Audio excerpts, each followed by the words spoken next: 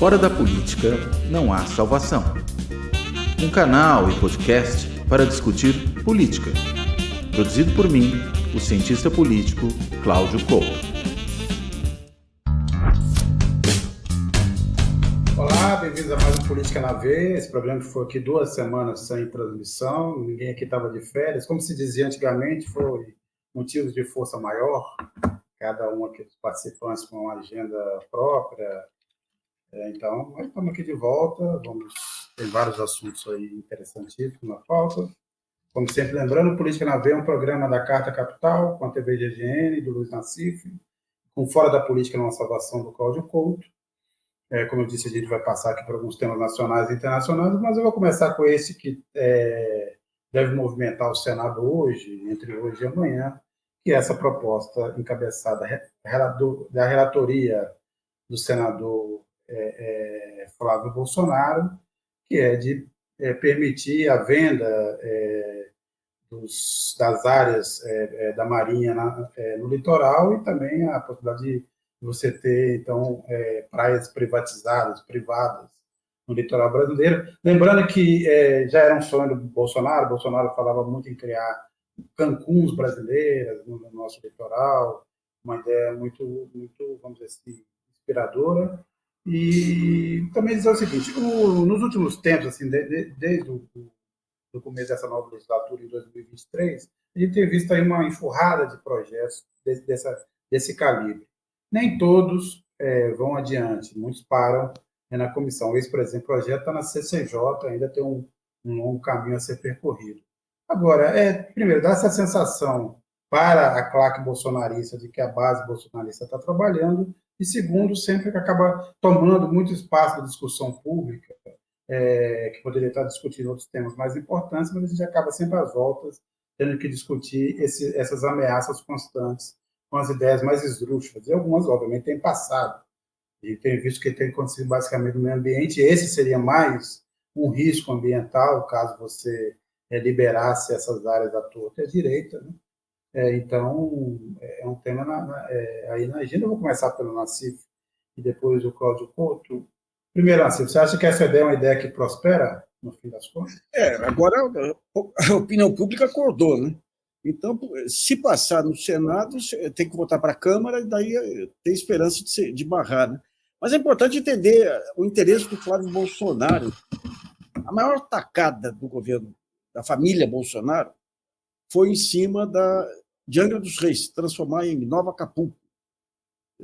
Quando o Bolsonaro, o Jair, vai lá e se encontra com o Trump já indica o chefe da máfia de Las Vegas, lá, o sujeito que é o sionista pesado aí, que bancou o Trump, bancou o Bolsonaro aqui, e o Bolsonaro já foi com a incumbência de abrir cassinos em Angra dos Reis. Logo depois, ele mandou para lá o ministro do Turismo, aquele cara que assassinou a sanfona brasileira, e mandou o próprio Flávio Bolsonaro. Ao mesmo tempo, eles estabeleceram ligações com o pessoal lá de Abu Dhabi, tudo, através de um dos Gracie lá, não sei se é Rick Gracie, um daqueles lutadores Gracie lá, que tinha sido professor de jiu-jitsu de um filho do Sheik, e aproximou os Bolsonaros do filho do Sheik. O Eduardo Bolsonaro tentou, com os Emirados Árabes lá, um investimento em Angra dos Reis. Simultaneamente, começou a haver uma invasão nos cartórios de Angra dos Reis por um pessoal do Rio de Janeiro, provavelmente pelos milicianos de Rio das Pedras, já reservando lugar. Eu tenho lá conhecidos lá que notaram esse movimento. Então, o que está por trás é isso aí, é tentativa de ocupar a Angra dos Reis, e cá para nós, faz parte desse processo, até agora, que não se conseguiu ceder, de avanço desmedido do crime organizado em todas as regiões. E se entrar esse negócio das praias, tem uma das proposições aí é que a pessoa que já habita a praia possa comprar, ou seja, vão expulsar, além da questão ambiental, expulsar pescadores e tudo.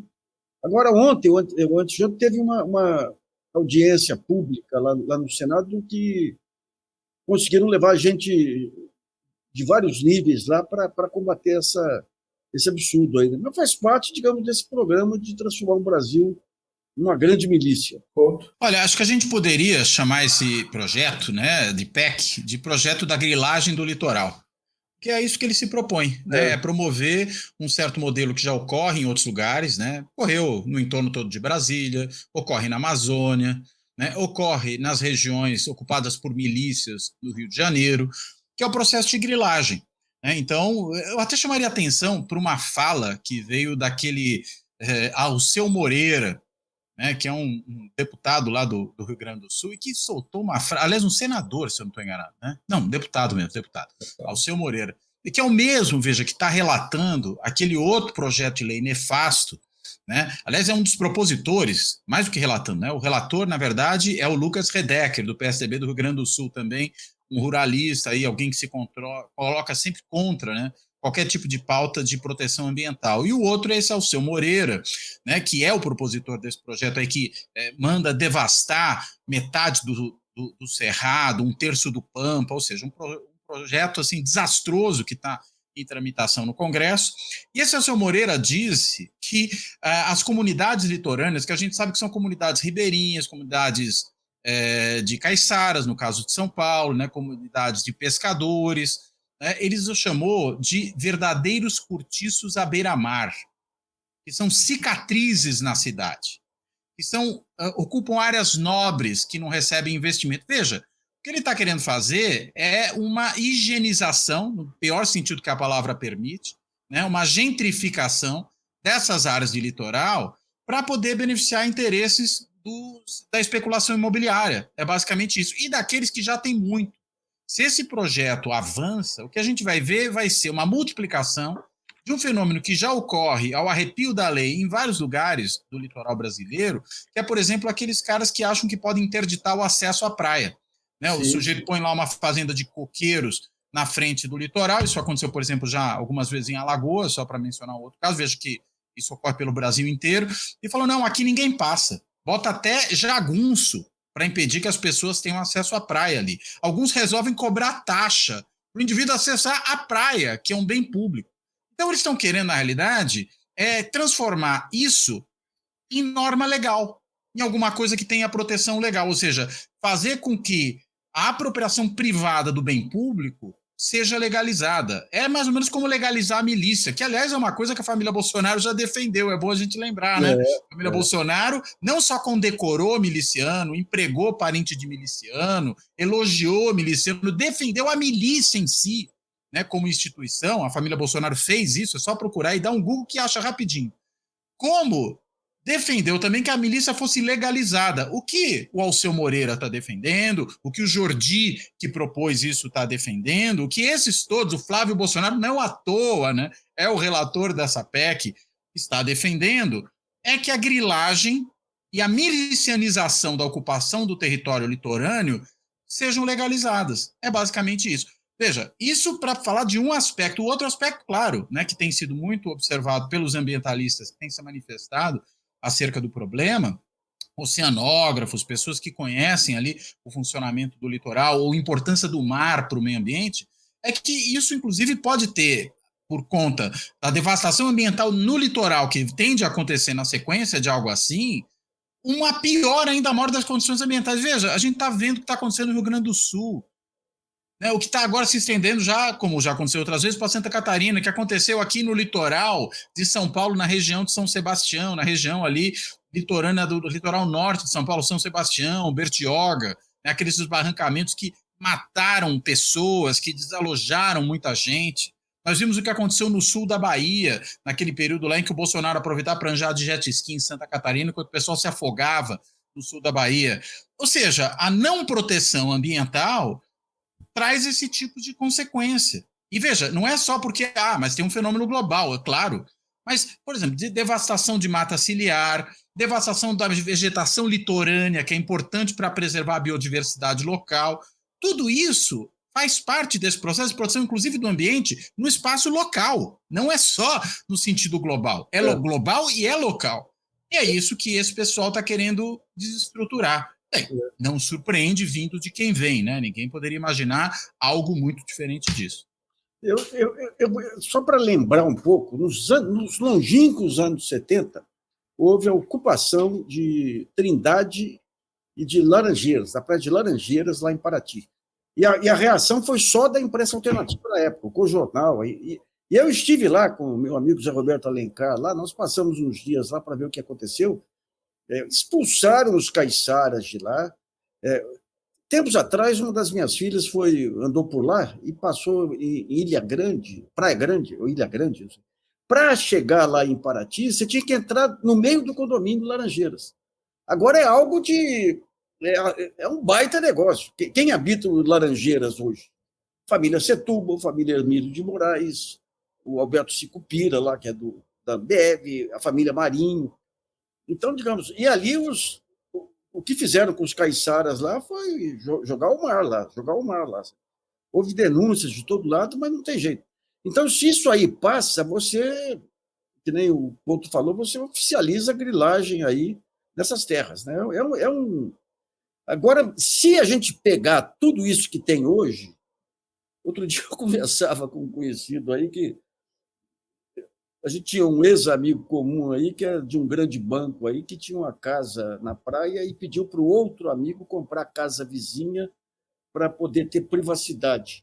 Eu achando que era um condomínio que tinha uma casa, mas uns 100 metros separando da outra. Não, era 1 quilômetro de praias. Isso aí tudo é ilegal hoje. Então, no fundo, digamos, essa lei interessa para legalizar também essa grilagem que já foi feita antes por essa nova classe aí dos bilionários, né? Agora, bem, Couto, não precisa ir muito longe de Alagoas, não. Você disse, olha, o litoral norte de São Paulo, ele tem alguns pontos de respiro, mas você tem todo um clima, você tem cercas, você tem muros para intimidar e impedir o acesso. Ou mesmo naquela linha verde da Bahia, onde estão lá vários dos resorts também, que praticamente estão dominando essa área. O Volney Lima fala, o que o Couto está falando é a praia do Gunga, em Alagoas. Quando pergunta quem é o proprietário, ninguém sabe. Isso mesmo. Ele lembrou bem. O Sala 3, ideia de privatizar o litoral agora, visa extração de petróleo nas fozes em futuro próximo. A Adélia, como diria o marido da Angélica, que deve estar feliz, é ressignificar essas áreas litorâneas. O cara tentou privatizar a área em frente à sua mansão, em Angra dos Reis, no desgoverno Cabral. Ele fala do Luciano Huck, que é dono de uma ilha, né? Em Angra dos Reis. E o Éden Bacélio, muito triste, a boiada está passando, Moro livre, praias privatizadas, fake news a rodo, estamos à beira do caos. Muito triste isso. Então, eu repito aqui, eu queria, assim, obviamente isso é sempre uma ameaça constante, mas é uma coisa de ir testando os limites, nem sempre isso passa, como lembrou Nassif, como isso veio a público, talvez isso fique mais difícil. Mas você tem uma série de projetos, queria lembrar hoje saiu um dado, por exemplo, que, quer dizer, você tem uma queda de desmatamento no Brasil, muito concentrado na Amazônia, mas o Cerrado está totalmente protegido. A gente tem visto nos últimos anos, ou pelo menos desde a posse do governo do Lula, a tentativa de conter, obviamente, a destruição ambiental, mas você tem tido um fenômeno que você tem um controle maior, então, redução do desmatamento na Amazônia, mas um crescimento no Cerrado, muito ligado, obviamente, aos momentos de safra e tal, que é hoje um bioma totalmente desprotegido. Agora, essa série de medidas que a bancada do Boi tem conseguido aprovar vai se misturando nesse grande caldo. E aí, Nassif Couto, é o seguinte, o principal ativo, o que faz do Brasil, sendo um país de economia média, ter uma voz um pouco mais relevante no cenário internacional, entre outras coisas, obviamente, sua história de multilateralismo, uma grande parte da história da construção da política externa brasileira, mas é o fato da gente deter a maior parte da Amazônia. Ou seja, ter esse ativo ambiental nos faz mais fortes no cenário internacional. Mas isso também, para essa turma, por grande parte do dinheiro do Brasil, isso não tem a mínima importância. Quer dizer, agora entramos numa toada de vamos destruir tudo, né? Pacífico. E daí entra esse negócio da margem equatorial, aí, que os ambientalistas estão contra aí, e a Petrobras, por outro lado, digamos, são ativos relevantes até para a industrialização brasileira. Então, você tem uma discussão que os ambientalistas aqui, e a própria Petrobras tem que levar em conta, o meio ambiente, a Amazônia, é um ativo internacional, no sentido de que beneficia o mundo como um todo. Mas é propriedade brasileira. Então, se quiser uma negociação, digamos, para impedir a exploração da margem equatorial, tem que vir contrapartidas. O que não pode, aí, no caso, aí, é pegar, digamos, todo o Brasil ter o mundo ter o benefício da Amazônia e o Brasil pegar algumas moedas aí do Fundo Amazônia e tudo, mas esse negócio da margem equatorial, que dizem que é um segundo pré-sal, é um jogo complicado, porque a Petrobras, ela, até para fazer a transição energética, ela vai precisar de recursos e algo que afeta o mundo como um todo. Então, você tem que ter uma... Desculpa, Nassif, tem um outro ponto também. Na margem equatorial, você vai ter um sócio de exploração, porque isso também chega a Guiana. Se você não explorar, de certa forma, você abre espaço para os interesses que estão em torno da Guiana se apropriarem. É realmente uma situação complexa. Agora, o Brasil, os próprios ambientalistas, eles têm que levar em conta aí que, digamos, as contrapartidas que o mundo tem que dar ao Brasil pela preservação da Amazônia tem que ser robustas também. Né? Tem que ser robustas. Mas, olha, o que causa um desânimo danado é que você vê, digamos, esse avanço aí da questão das praias, você vê o avanço do crime organizado em todos os níveis. Ontem pegaram o Romário e tudo, vai cair com o Cássio, com aquele ministro Cássio com K lá, que provavelmente vai absolver. Mas você não vê um rumo para o país. Agora você pega a imprensa como um todo, aí já apostando no Tarcísio de Freitas, sem levar em conta que ele está transformando a PM em milícias. Você está vendo um desmanche, digamos, essas bombas relógios aí deixadas aí pelo bolsonarismo, deixadas antes aí por esse processo de destruição do equilíbrio institucional. Você vê um país desmanchando. Você tinha antes uma baita bandeira aí que era a eleição do Lula, trazer o Lula para segurar esse terremoto, né? E hoje você não vê bandeira. Então, é um vácuo que se criou aí que é complicadíssimo, né? Complicadíssimo. E daí, como o espaço é ocupado, você tem aí o Tarcísio, cuja única bandeira é privatização a qualquer preço, e já é saudado como grande gestor, porque está efetuando cortes de despesa. Ele falou em corte de despesa. O pessoal não analisa como é o corte, em que interfere, em que economiza, onde que vai aplicar os recursos. Não. E ele vai aumentar mais ainda o cacife dele, porque ele ficou com caixa fornido. São Paulo, aí com o negócio da pandemia e da Covid, o Bolsonaro errou na regra de repartir lá com os estados impostos, e deixou tanto as prefeituras de metrópoles quanto os estados com bom dinheiro em caixa. Então, ele vai trazer obras para cá. Ele que foi um cara do DENIT envolvido em corrupção, que foi um ministro de infraestrutura absolutamente inepto, com esse vácuo e essa loucura da mídia aí de apoiar qualquer pessoa que fale em privatização, pouco importa se é miliciano, se não é, a gente tem um risco político pesado pela frente aí. Viu? Agora, quer dizer, hoje o Tarcísio falou, inclusive, em renegociar a dívida com o governo federal nesse novo projeto. Ele ontem lançou um grande projeto, vamos dizer assim, de reestruturação administrativa, que inclui corte de gastos, privatizações e a fim de subsídio e negociação com o Estado. Mas eu queria, obviamente, Cláudio, que você desse continuidade aqui, mas eu só queria colocar um outro tema. Assim, olhando o comportamento da mídia hoje e de grande parte dos donos do dinheiro, o problema nunca foi o bolsonarismo, mas o Bolsonaro, né? Olha, deixa eu só recuperar um ponto aqui, né, que tem a ver também com o que você está colocando, que é o seguinte. Bem, primeiro, saiu uma matéria interessante do Guilherme Amado no Metrópolis, né, em que ele menciona a obsessão que os Bolsonaro têm com isso já há muito tempo, né? Aquela história que você lembrou aí, né? Você mesmo falou da Cancún brasileira que o Bolsonaro queria criar, e ele recupera uma fala que foi feita pelo Paulo Guedes, né, que numa entrevista que ele deu para um podcast em 2022, ele falou o seguinte, olha só a fala, eu vou até citar aqui. Tem um grupo de fora que quer comprar uma praia numa região importante do Brasil, quer pagar $1 bilhão. Aí você chega lá e pergunta, vem cá, vamos fazer o leilão dessa praia? Não pode, por quê? Isso é da Marinha. E logo depois ele foi criticado por isso, falou que não era bem isso, que ele queria não queria vender as praias, mas ele queria transferir ao setor privado terrenos da Marinha. Bem, na prática, é isso que os caras estão propondo aí agora, né? Ou seja, é um projeto isso. Né? Na realidade, isso não é alguma coisa que saiu da cabeça de um estúpido qualquer e agora está sendo relatado por outro maluco que está lá no Senado mexendo nisso, sendo que já passou na Câmara, né? Agora que está no Senado. Então, é bom tomar cuidado com esse negócio, porque ele já teve uma tramitação numa das duas casas do Congresso e já avançou. Então, o Bolsonaro, na realidade, aposta nisso. E aí, pegando um outro ponto, né, que também aí vocês mencionaram, que é a questão da margem equatorial e da exploração de petróleo. Me parece que esse negócio, enfim, a pressão é muita, eu acho muito pouco provável que esse negócio não acabe acontecendo, e acredito que, na realidade, tem que se pensar aí em algum tipo de contrapartida ambiental muito segura. Não é só as cautelas, evidentemente, mas a contrapartida do tipo. Né? O Nassif mesmo falou, tem que investir em transição energética. Por que não, né, pensar num direcionamento dos ganhos advindos aí dessa exploração de petróleo que viesse fazer ali, para investimentos em pesquisa,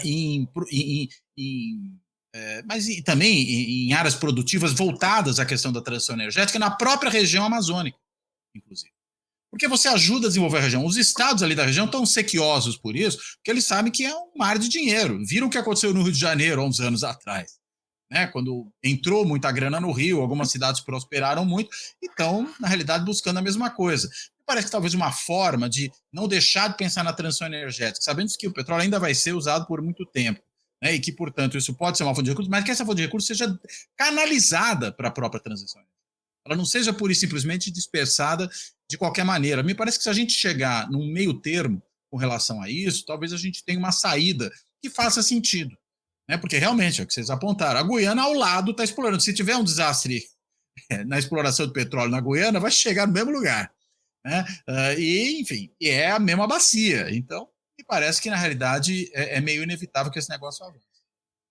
Então, aí, nesse caso, Cláudio, teria que mudar 3 premissas que hoje organizam não só a Petrobras, como o mercado de petróleo. Primeiro, teria que acabar com essa isenção fiscal que foi dada durante o governo Temer, logo depois da derrubada da Dilma, de R$1 trilhão de isenção fiscal para as empresas de petróleo, como se fossem empresas claro. assim que necessitassem desse investimento para grandes avanços tecnológicos. Segundo, mudar esse modelo de distribuição de dividendos da Petrobras, porque senão você vai pegar todo esse dinheiro e vai transferir só para um grupo de acionistas. Repetindo aqui, ninguém é contra. A Petrobras é uma empresa de capital aberto, tem que reservar uma parte desse dinheiro para pagar lucro, né? Agora, não precisa ser tudo. Lucros extraordinários é demais. Ou então vende ativo e repassa para os caras. Terceiro, você tem que ter um plano real, de longo prazo, dessa transformação da Petrobras, de uma empresa de petróleo, numa empresa de energia com outro modelo. Que, aliás, tinha lá atrás, foi abandonado. O investidor de uma empresa como a Petrobras, com as características que ela tem, precisa saber também que essa é uma empresa que vai ter uma função social, que ela não é só uma empresa, não é a ExxonMobil. É outra coisa, é uma empresa de governo, uma empresa de Estado. Ela tem uma senão ela não precisava realmente ser estatal. Aliás, a Exxon distribuiu no ano passado menos dividendos do que a Petrobras. Pois eu acho que na realidade é isso. Olha, é um bom investimento, mas ela tem também um direcionamento, por isso que ela é uma empresa em que o Estado é acionista majoritário. Porque ela tem um propósito, que é também o propósito de produzir algum tipo de efeito de interesse público, senão não faria sentido algum ela ter participação estatal. O fato de ser uma empresa pública, de controle público, dá uma garantia adicional para a contrapartida. Verdade, exato. A contrapartida para o investidor. Perfeito. Agora você vê, o ano passado, aliás, 2022, ela fez algo que em qualquer empresa privada seria considerado suicídio. Distribuiu mais dividendos do que o próprio lucro. E não se falou nada da mídia. De repente, ela tem um ano que tem um lucro recorde, daí ela fala em não distribuir os lucros extraordinários, não os lucros que por legislação ela tem que distribuir. E a empresa caiu matando. Agora, distribuir todo o seu, mais do que o seu lucro, passou em branco, um suicídio para qualquer empresa. Né? Não, feito isso à custa de venda de ativo, né? Não, a venda de ativo. Grande parte também disso, você diminuiu, inclusive, o tamanho do patrimônio da empresa, quer dizer, você prejudicou o futuro para fazer uma distribuição ali ligeira. Né? Agora, você vê o que aconteceu. Saiu aquele acordo do CAD com a Petrobras, aquilo lá foi corrupção, aquilo lá devia dar inquérito.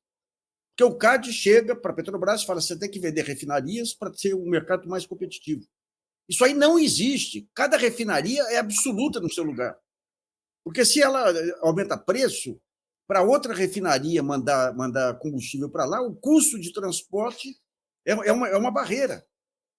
E o CAD veio com essa história, a Petrobras docemente aceitou, com dirigentes colocados pelo Paulo Guedes.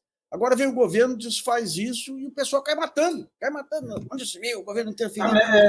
Pois é, lembrando que Landulfo Alves, que foi comprado lá pelo fundo Mubdala, tem hoje a gasolina mais cara. Pois é. Então, quer dizer, o ganho de competitividade também é mais uma lenda, mas a gente vive dessas lendas hoje, nas cidades. Tem um outro tema aí, depois eu queria ouvir um pouco, você que é justamente essa nova campanha. Na verdade, essa campanha começou um pouco antes, o Campos Neto é parte dela, mas é só uma parte interessada, e foi todo esse movimento que, inclusive, incluiu o nosso ex-presidente do BC, Armino Fraga, que vamos reduzir o ritmo de corte nos juros, porque daqui a pouco o Campos Neto vai sair, então já é uma pressão para tentar controlar a nova diretoria. E aí tem todo esse clima, de novo também, né, de uma sensação de que está tudo piorando, então vamos segurar.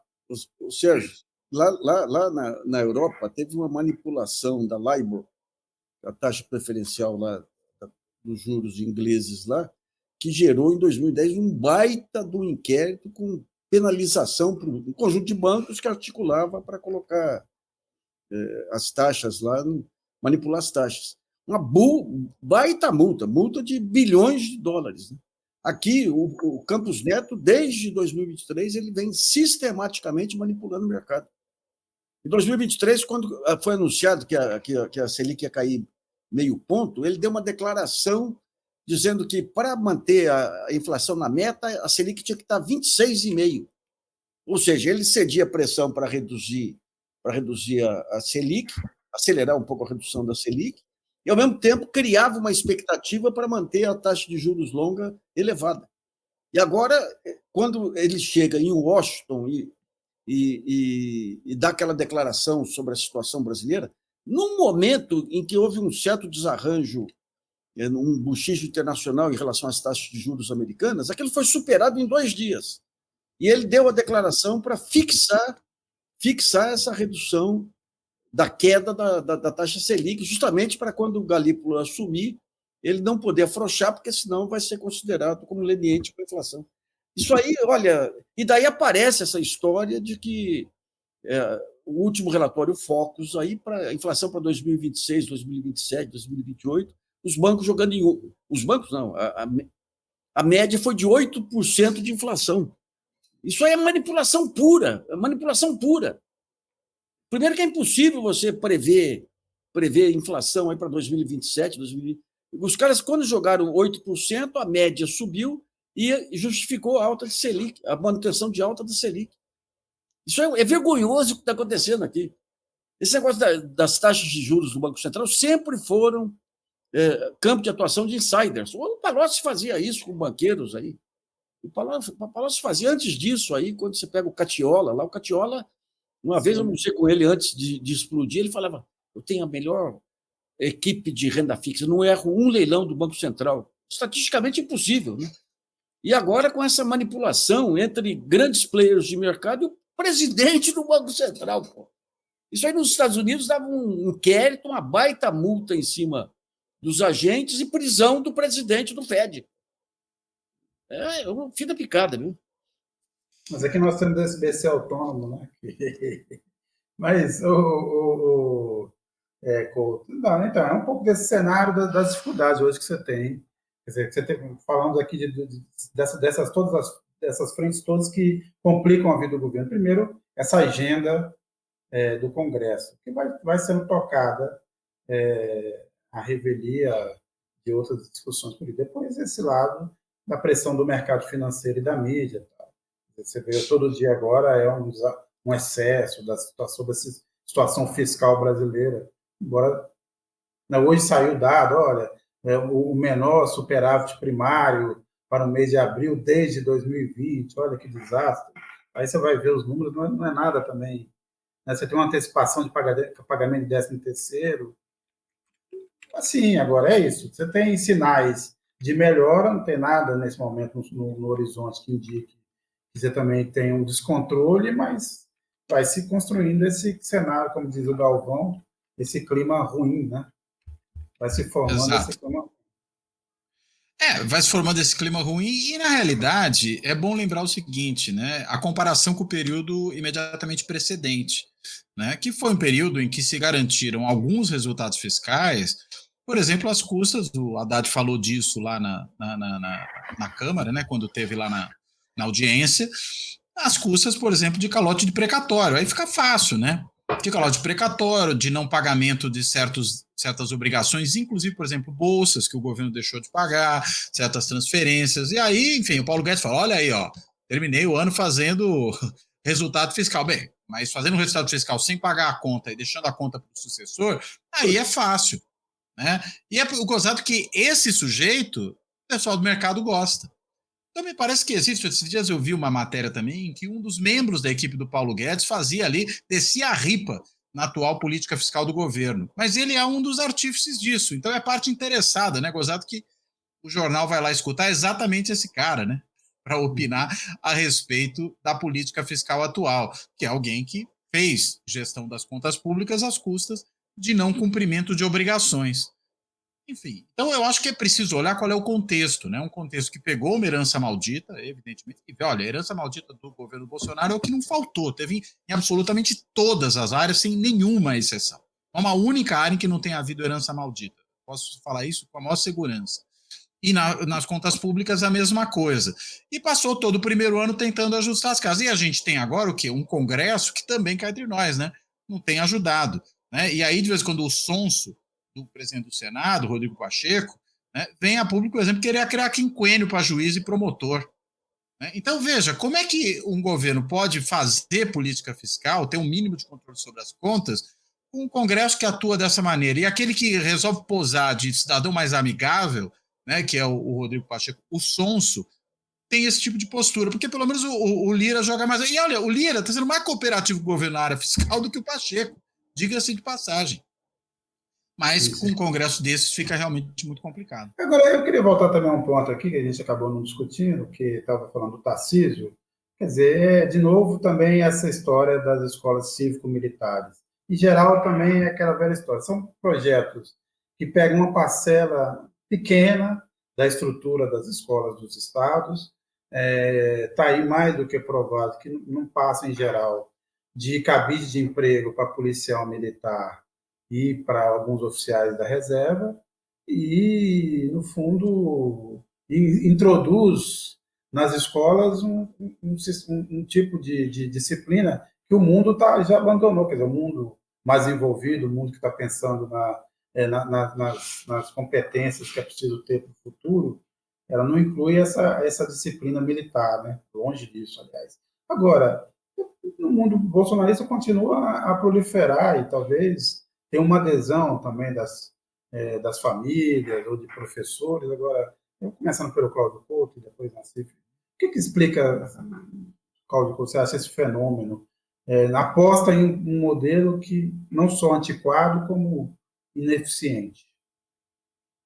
Olha, é uma questão ideológica, né? E a gente já viu isso acontecendo em vários outros estados aí governados pela direita, ou sobretudo pela extrema-direita. Lembrando um detalhe, né? Quem começou com essa porcaria foi Marconi Perillo, atual presidente do PSDB. Foi ele que começou com isso em Goiás. E depois, claro, isso começou a ser incorporado por outros, e no caso do Tarcísio é isso. E até o projeto, né, contém requintes de crueldade. Onde que ele quer implementar isso?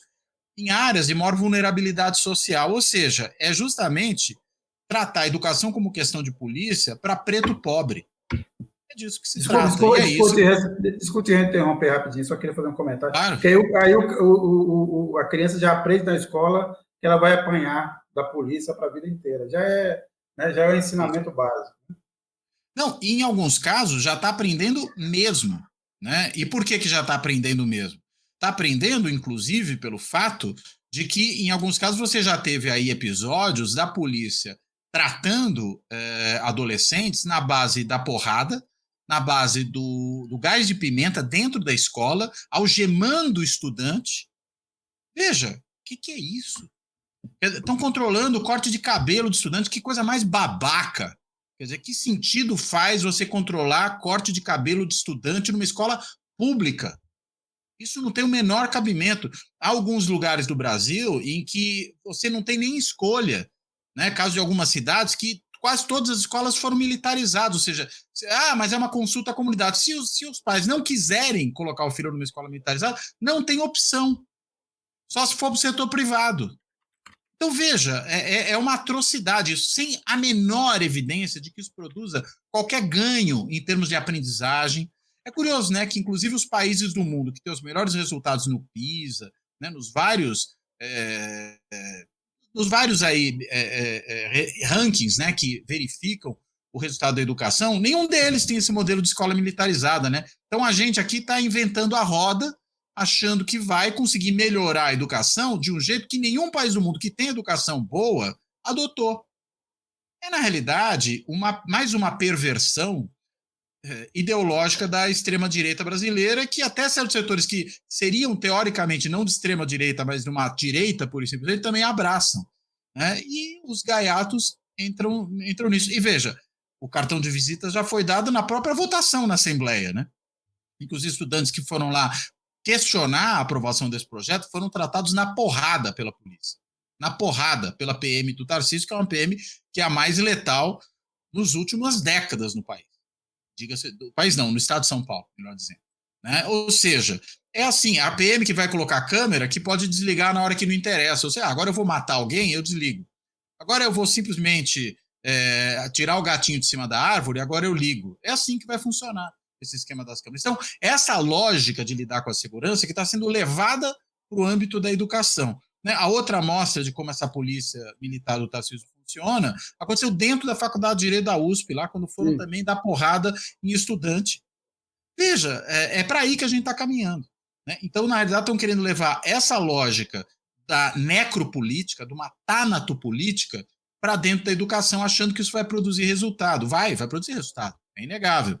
Mas duvido que seja um bom resultado em termos educacionais. Certamente será um resultado em aumento da violência, em idiotização dos estudantes, né, que em vez de serem ensinados a aprender as coisas, vão ser, na realidade, tratados como conscritos, né? E é essa a lógica que opera, né, na política.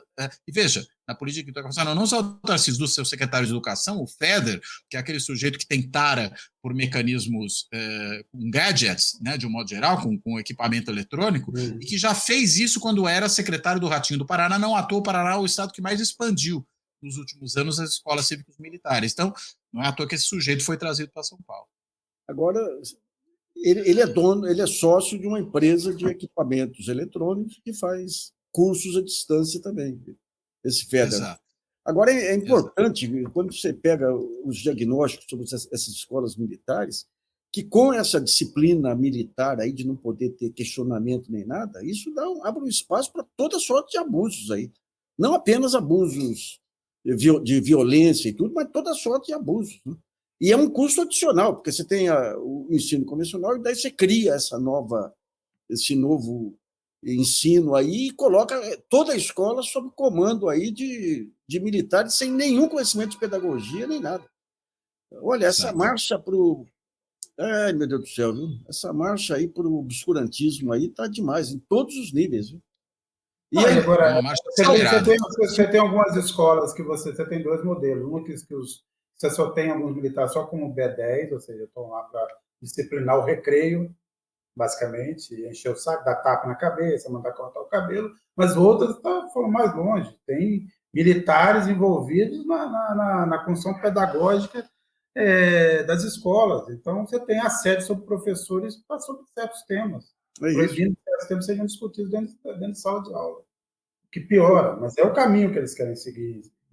Exato. Aí nós vamos ter uma escola com partido militar, basicamente. Você tem um conjunto de outras funções das escolas, os alunos com necessidades especiais. Nessas escolas militares, eles são colocados fora também. E custo adicional, porque a boca desse pessoal significa custo também, mas o Tarcísio vai cortar a Fundação Padre Anchieta, vai cortar a Casa FAPESP. É isso, vamos tirar dinheiro da FAPESP e dar para pagar bedel nas escolas. É isso que inacreditável, rapaz, inacreditável. Vai nos colocar na frente agora. Eu tenho outro ponto, Cláudio, você, obviamente, que ligado da aula e tal, é que mesmo as escolas militares, que têm um melhor desempenho do que a média das escolas públicas, mas elas são mais caras do que todas, elas são melhores, por exemplo, que os institutos federais. Nem os institutos, nem as escolas de formação. Mas a recebem 3 vezes mais. Né? Não são melhores que as escolas normais, comuns. Isso aí os estudiosos da área já mostram. Mesmo recebendo mais investimento. Então, na realidade, isso é uma grande mentira. É disso que se trata. Quer dizer, basicamente, provavelmente essas escolas vão virar fábricas de Pazuellos, não de Einstein, né? Basicamente, assim, um exército de Pazuello, nenhum Einstein. Agora, indo aqui para um tema internacional, depois a gente volta. Aliás, não só um tema internacional, mas um tema trágico, que é o Israel, obviamente, com a bênção dos Estados Unidos, continua ignorando tanto o Tribunal de Haia quanto as reclamações cada vez mais claras de uma parte dos países ocidentais, e continua essa operação em Rafah.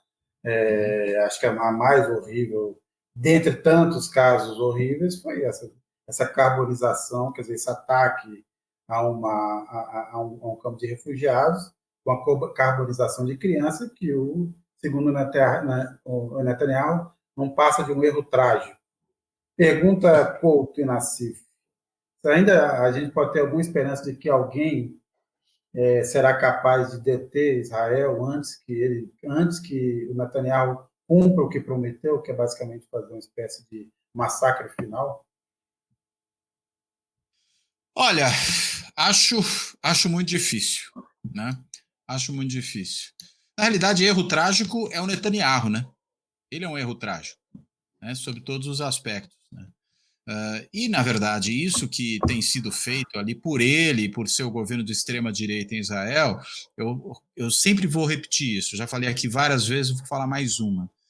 Não é uma política exclusiva de um governo como o atual de extrema-direita em Israel. Isso é a política reiterada de Israel ao longo de décadas, inclusive de governos trabalhistas, né? Que é a política de limpeza étnica, de colonização, né? De apropriação de território, de desrespeito contumaz à legislação internacional, de desrespeito contumaz a resoluções da Organização das Nações Unidas, né? É um Estado que só se importou com as Nações Unidas no momento da sua criação. Dali para frente, nada mais interessou, né? É assim que tem operado o tempo inteiro. A questão é que essa política é levada pelo Netanyahu ao paroxismo, mas é a mesma política, né? É a mesma. E, felizmente, a gente tem visto, mundo afora, surgir uma reação contra isso, o reconhecimento que houve aí na outra semana da Irlanda, da Espanha e da Noruega com relação a isso, me parece que foi um marco importante, porque você tem finalmente algumas nações europeias reconhecendo o Estado da Palestina. A Suécia já reconhecia, né? Agora, você tem aí uma mudança de tom até de alguns países que têm sido sempre muito condescendentes com Israel. Não dos Estados Unidos, dali não dá para esperar nada, né? Mas estou pensando, por exemplo, na Alemanha, que até por razões históricas mais do que compreensíveis é sempre muito cautelosa a fazer crítica a Israel, e dessa vez fez. Porque a coisa realmente, esse levar ao paroxismo a mesma política de décadas, começa a se tornar alguma coisa que não, indefensável até para aqueles que defendiam o indefensável até pouco tempo atrás. Né? E por exemplo, o que os Estados Unidos seguem fazendo. As falas do Biden são realmente vergonhosas. É sempre um sabonete, é uma coisa que não leva a lugar nenhum, não à toa, né, está enfrentando tanta resistência junto ao eleitorado mais jovem nos Estados Unidos, o que pode, na realidade, culminar, né, com o desalento dessas pessoas em irem votar nas próximas eleições, há uma consequência ainda pior, né, por incrível que pareça, pode ser pior do que isso, que é o retorno do Trump à presidência americana. Pior não só para isso, claro, mas para um monte de outras coisas também. Então, tirando os Estados Unidos, me parece que a gente começa a ter mundo... E, claro, países dominados pela extrema-direita, né? Houve lá críticas, por exemplo, à decisão da Corte Internacional de Justiça, né, por parte da Argentina, do extremista Milei, né, da Itália, ou seja, veja, agora no caso desse ataque ao acampamento, até o governo de extrema-direita da Itália fez críticas a Israel. Então, a situação realmente está virando, né? Agora, eu chamo a atenção para o caso brasileiro. Enquanto você teve associações aí de judeus pela democracia e tudo protestando, a CONIB do Lotenberg, o Lotenberg, que é o presidente da CONIB, que é a Confederação Israelita Brasileira, publicou um artigo na UOL claramente racista contra os palestinos, a ponto de haver protesto de associações de judeus e ele retirar o parágrafo. Ou seja, há um endosso aí, além do endosso dos Estados Unidos, de grupos empresariais judeus aí influentes. A reação veio aqui dessas associações aí de judeus pela democracia, mostrando, para combater o antissemitismo, mostrando que nem todo mundo é como a CONIB. Mas hoje, digamos, o maior alimentador do antissemitismo no Brasil é a CONIB e os Lotenberg. Os dois que usaram o antissemitismo como forma de fazer relações sociais aí na colônia, né? Então é complicado, né? E ele dizia o quê? Pô, se deixar a Palestina, lá, Estado palestino, o que vocês querem? Um Estado que vai ser isso, vai ser aquilo? Claramente racista, sabe? Claramente racista.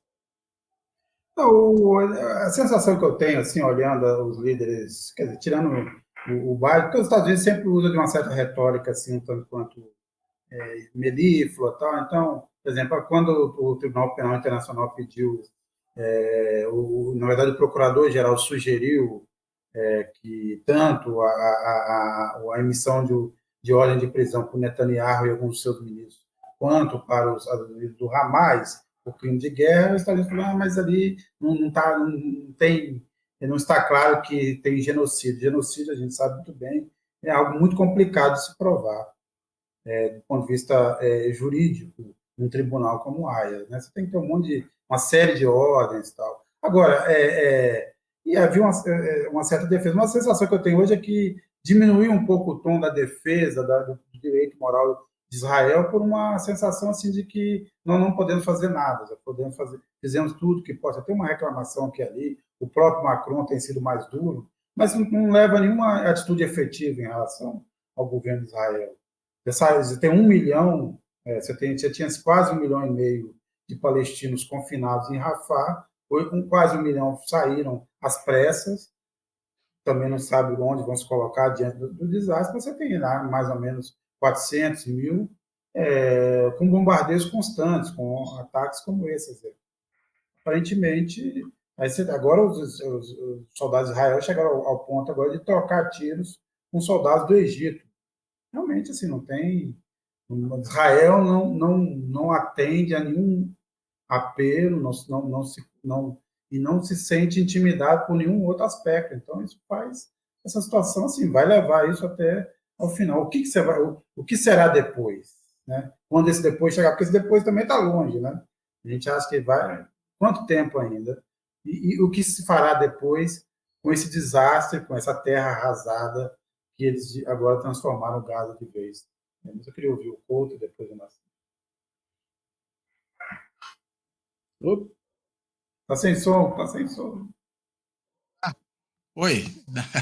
Na verdade, é difícil saber o que exatamente vai acontecer, mas a situação que está se produzindo em Gaza é de uma completa inviabilidade daquela população que ali vivia seguir no lugar, né? Porque você teve uma destruição praticamente integral de toda a infraestrutura das cidades de Gaza, né? Você não tem mais, por exemplo, prédios importantes do ponto de vista da prestação de serviços públicos, escolas, né? Sem falar nas habitações, né? Que foram em grande parte devastadas com esse processo. Você não tem mais vias públicas, você não tem escolas, você não tem hospitais, você não tem universidades, até as mesquitas foram destruídas, até igrejas cristãs, porque há uma população cristã importante em Gaza, centenárias, foram destruídas por Israel nesse processo. Ou seja, você tornou aquilo um território inabitável.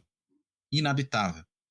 Então, mesmo que essa população, teoricamente, terminado aí esse processo de atuação militar de Israel ali, continue no lugar, vai viver como ali? Não tem como viver naquele lugar. Já era um dos piores lugares do mundo para se viver antes. Agora, então, se tornou talvez o pior. É difícil imaginar uma situação pior do que aquela, né? Então, na realidade, me parece que o que Israel está produzindo intencionalmente é um processo de limpeza étnica, né? O genocídio, a gente pode realmente juridicamente discutir. Eu defenderia que há um genocídio caracterizado ali, porque você quer limpar aquela população dali e você está eliminando fisicamente um grande número de pessoas, inclusive de descendentes de crianças. Então, na realidade, você está produzindo mais do que uma limpeza étnica, é realmente um processo, uma limpeza étnica combinada a um genocídio, mas vamos ficar só na limpeza étnica aqui. A limpeza étnica visa o quê? A ocupação daquele território por Israel, transformar aquilo em mais uma parte do território israelita. Como se faz de uma maneira mais insidiosa e menos explícita com as colônias que são criadas na Cisjordânia, né, chamada ali por israelenses de Samaria, né? Mas é isso que está sendo feito em todo o território que antes foi o território histórico da Palestina. Então, na realidade, não só inviabilizar a criação de um Estado palestino, ou mesmo hoje, me parece que essa possibilidade, os estudiosos mais a fundo do tema têm apontado isso, já está totalmente descartada, ela se tornou inviável, né, de qualquer possibilidade dos palestinos terem, veja, não estou nem falando mais seu Estado, mas pelo menos cidadania ali. E o que você tem hoje é uma situação em que há cidadãos israelenses e há não cidadãos palestinos, mas que vivem naquele território controlados por Israel, ou seja, isso tem nome, apartheid. Então você tem uma situação de apartheid e parece que o que se busca é excluir essas pessoas todas ali, ou para mantê-las num estado de apartheid, pura e simplesmente controlando todo o território como território israelense, ou o que acredito ser a preferência desses que estão no governo e de muitos outros que já passaram pelos governos de Israel, simplesmente expulsando essas pessoas dali para fazer uma limpeza étnica a maior possível. Me parece que é esse o propósito, e em Gaza mais ainda. É isso. Nassif, um último ponto aqui, que você tem acompanhado esse tema. A gente falou aqui um pouco de privatização, mas conta um pouco aí o que está acontecendo lá na antiga BR. Né? Qual é a jogada que tem? Ali, quando você teve a privatização, vieram 4 fundos, aí, Black Hawk, tudo aí. E o que eles fizeram foi o seguinte: para construir a sede da BR Distribuidora, o edifício do Brax, a BR, na época, ela lançou certificados de recebíveis imobiliários. O que é isso aí? O sujeito comprava o certificado e tinha direito ao aluguel que seria pago pela empresa, corrigido anualmente a 4,5% ao ano. 4,5% ao ano. Daí chega a Vibra, tenta renegociar o aluguel, achou que estava caro. Mas faz parte do edifício. Ou seja, o edifício é o edifício, mais esse contrato de aluguel que não é pago ao proprietário do edifício, mas aos proprietários dos certificados, né? Daí, num determinado momento, a construtora lá, que era dona do edifício, entrou em crise e foi feito um leilão do prédio. Como, digamos, o prédio não ia render aluguel até 2031, que eram os contratos dos recebíveis, o valor leiloado ficou pela metade. E daí a própria Vibra comprou pela metade. E daí, no momento seguinte, ela comunicou ao mercado que não ia mais pagar aluguel porque o prédio era dela. Ou seja, a dívida não era com o prédio, a dívida era com o pessoal dos certificados de recebíveis. E daí está dando um cano aí que, você vê, esse negócio dos recebíveis imobiliários representa captação de 50 bilhões por ano. Ela está jogando fora um contrato. Não, eles tinham que ter tomado outra providência, tem uma brecha legal aí, uma esperteza que caracteriza, digamos, esse pessoal do mundo financeiro aí, né? Eu posso tirar aqui e não pensa no dia seguinte, não pensa no dano de imagem, não pensa em nada. Mesmo que ocorreu com as americanas, né? Então, agora está uma briga na justiça, eles tentando convencer o juiz lá de que, como o prédio é deles e a dívida é da securitizadora, então eles não pagam mais aí o aluguel. É um golpe. Capitalismo brasileiro, né? Puta Bem, vida. Nassif, Couto, obrigado. Eu agradeço também quem nos acompanhou. Espero que todo mundo tenha um bom feriado, descanse, vamos em frente. Isso aí, pessoal. Vamos em frente. Um abraço, gente. Até mais. Bom feriado para todo mundo. A única diferença é que antes se fala vamos em frente, que atrás vem gente. O Brasil está indo, não vem mais ninguém atrás. Viu? Nem na frente. Então, vamos para trás. Vamos para trás. Até mais, gente. Bom, pessoal. Um abraço. Fora da política não há salvação. Um canal e podcast para discutir política. Produzido por mim, o cientista político Cláudio Couto.